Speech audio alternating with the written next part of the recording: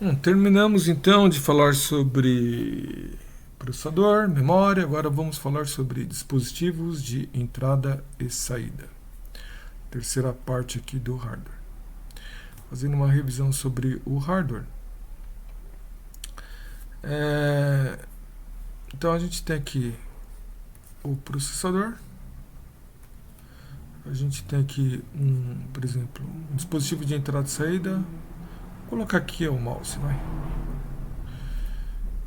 E de alguma forma o processador ele tem que endereçar o mouse. A gente tem aqui a via de endereço. De alguma forma o processador tem que trocar dados com o mouse. Dados, ele tem que ler os valores que está dentro do mouse.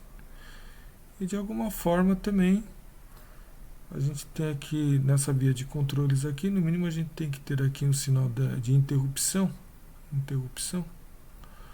Falando quando o mouse mexeu e indo aqui para o processador, certo? Então, agora imagina só, como é que o mouse vai se comunicar então com o barramento do seu computador?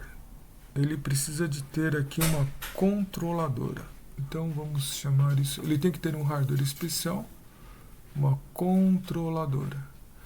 E aí dentro desse hardware a gente tem registradores, onde a gente pode ler, programar o mouse, pode ler, escrever, pode ver o que tem, o quanto que o mouse andou, quanto que ele se deslocou, e tudo isso, aí o processador vem, lê o quanto que ele se deslocou. Bom, a ideia, como é que funcionaria? Funcionaria assim, faz conta que eu chego, plá, mexi no mouse.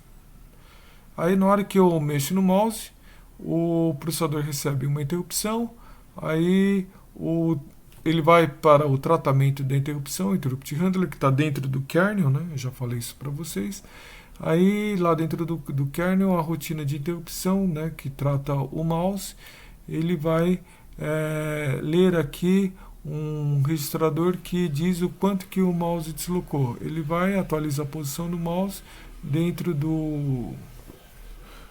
lá do driver de mouse, certo? Então, para que a gente então, consiga colocar o mouse no barramento, a gente precisa, além do dispositivo, a gente precisa de ter uma controladora. A controladora ela pode ser mais complexa do que esse caso do mouse. Por exemplo, no caso de disco, né? Eu preciso, para eu movimentar o disco e abaixar o cabeçote e saber se ele está na trilha certa, não está, tudo isso é bastante complexo e quem vai fazer essas contas de onde que está a trilha, o setor, como que abaixa o cabeçote, como é que escreve, como é que lê, quem que faz tudo isso é a placa controladora. Tem que ter então um certo processamento, um processamento mais ou menos sofisticado para o caso do disco. E do ponto de vista de software, para que haja essa comunicação entre o processador e o mouse, é necessário aqui que dentro do sistema operacional, dentro do sistema operacional, eu tenho que ter aqui o driver. Por exemplo, no caso de mouse, eu tenho que ter o driver de mouse. Que me permite fazer essa comunicação aqui do ponto de vista de software.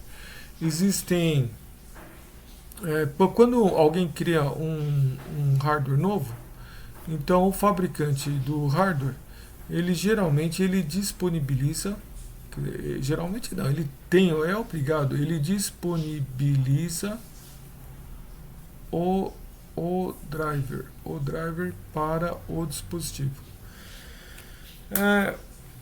Até bem recentemente, todo fabricante ele sempre disponibilizava o driver aqui, principalmente para o Windows, para o sistema Windows. Geralmente para o Windows. E vira e mexe ele não disponibilizava o driver para o Linux. Aí o pessoal do Linux, muito bravamente, corajosamente, eles faziam engenharia reversa, descobriam como é que funcionava, como que deveria funcionar o driver e criava o driver. É algo fantástico que o pessoal aí do Linux fez Acho que esse pessoal do Linux é um herói, mas não sei o quantos que conseguem ter essa noção aí da bravura aí de quem fez, de milhares de pessoas que fizeram o código do Linux. Foi um trabalho extremamente doloroso, duro, e o pessoal conseguiu fazer. Bom, eu, por exemplo, estou usando uma mesa digitalizadora. Aqui o que eu estou usando é um mouse, uma mesa digitalizadora. Então, para vocês terem uma ideia, então tem uma empresa que é chamada Wacom, ou Bambu, não sei se é. O Bambu é o nome do equipamento, o Wacom é o nome da empresa, não sei direito. Mas essa empresa aqui, ela fez o driver para o Windows. Ela fez o driver para o Windows. Ela não fez o driver para o pessoal do Linux. Mas agora eu estou usando o Ubuntu 18 e o Ubuntu 18 vem aí com um driver que me permite o acesso a essa mesa digitalizadora. Eu tenho uma boa dose de certeza aí que o pessoal fez engenharia reversa para isso. Eu não verifiquei, mas isso já aconteceu para um monte de outros equipamentos. Quando a gente vai instalar o driver, tem duas formas de a gente instalar o driver, por exemplo, no Linux. Um é através de compilar o driver no código, no kernel. Então, quando você, assim, o driver já está dentro do código, dentro do kernel.